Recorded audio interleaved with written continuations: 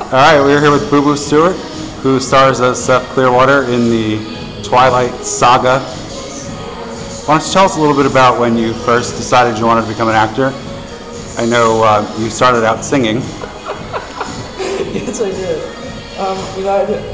I started singing first, and I was really doing stunts, and I really got into music, so I wanted to do music. And once I saw Heath Ledger's performance in The Dark Knight, then I was just like, that's what I want to do. Like, I just love it. So, and ever since then, I've been watching movies every day, and I just do as much research as possible. And yeah, I just really get inspired to watching different performances. And like I mentioned, you were in the Twilight sagas. But you also have a new movie coming out called White Frog. Yes, I do. Gave you a chance to delve a little deeper and play someone with Asperger's, right? Yes. What was that? What did you do to prepare for that role? What I did to prepare for the role of Nick Young in White Frog was I started watching a lot of video blogs with people who had Asperger's, and because luckily a lot of people with Asperger's, they make video blogs and post them on YouTube. So I really just went through and watched a whole bunch of them, and I tried to get down some characteristics. But one thing I really noticed was that every person was different. So I thought that was really cool, but at the same time it made it really difficult to make people know when they watch the film that I have Asperger's without someone having to say he has Asperger's. Mm-hmm. But I really just kind of created my own character, and I found little things that I thought would make people recognize it, and things that I did with my body. And I really had the best time doing that. So. Now, you started off singing, like I said. When did you decide you wanted to transition to the acting? Was it something that you knew going in you wanted to do, or was it something you made a conscious decision of while you were singing? It wasn't really a conscious decision because I was having a lot of success being with Walt Disney Records, and I was like on tour, and it was fun, and I was having a great time. Then that ended, and after that I was, throughout the singing career, I was doing small parts here and there and stuff.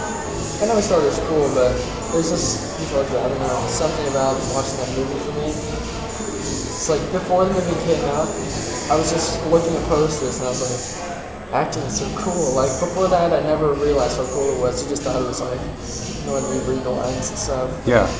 After watching that, I was just like, wow, someone just totally changed their life around and just created this monster. I just thought it was the coolest thing ever. Now that you've been successful in your acting, you started to go back to singing a little bit. You and your sister were singing together. You went on tour this summer. Was it weird going back to the singing? It was, because after the Walt Disney Group, I did a rock band for a little bit, and things were just kind of like going. I was doing like a lot of dancing stuff. Then I got the Twilight series, so going back to it was kind of weird. But at the same time, it was fun because I got to go play on stage. And now it's mainly my sister who's doing most of the singing, I'm mainly playing for her. And so it's just been fun being able to have her go out there and put the show on, and me just kind of backing her up for support. And so I still have the ability to focus on my acting career, but at the same time, I can go on stage and play some stuff. Now, when you first started out acting, did you think you would be cast in something that was going to be as big as Twilight? No, I don't think anyone's ever. I mean, I feel so blessed that like Stephanie Myers wrote this character and I happened to fit it. So it just worked out.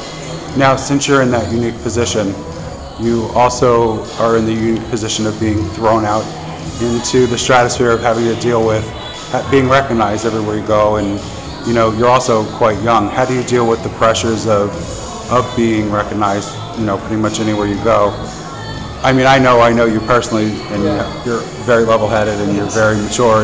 But for somebody who's just starting out, that's not always necessarily the case. Yeah, I mean, when it first started happening, I was like, when it first started happening, it was when I was with the Walt Disney Group, and so from an early age, I kind of learned to handle it, not to but handle it. And I think I've just really gotten accustomed to that, and like I can kind of sense it now. Right. It's really weird. It's like a superpowers or something. But I don't know. I just think it's a part of my job. And it's a part of what I do. So. What advice would you give to somebody who's just starting out? Advice I'd give to someone who's starting out is learn to be said no to accept rejection, because just in the world, like, not even in this acting business, everyone gets said no to constantly, every day. And even more so, I think, in the industry. So it's really hard, but you just have to learn to accept that you're not right for everything. And what is your dream part? What would you like to do going forward? My thing is, I just want to do as diverse characters and diverse friends as possible. My actors I look up to, like, Heath Ledger, Joaquin Phoenix, Jim Caviezel, those actors, you know, just really, really good actors. And like Joaquin Phoenix in the last one, just so good. So just playing characters, that's the fun thing about acting. Just doing the same thing over and over, I think it's fun. Like, it's just like having a job, you know? It's fun to be different people like that. Well, everybody's looking forward to White Frog coming out, and we know we're going to get to see a different side of you there. So, thank you so much. Thanks. All right, thanks so much, Booboo. Thanks, man.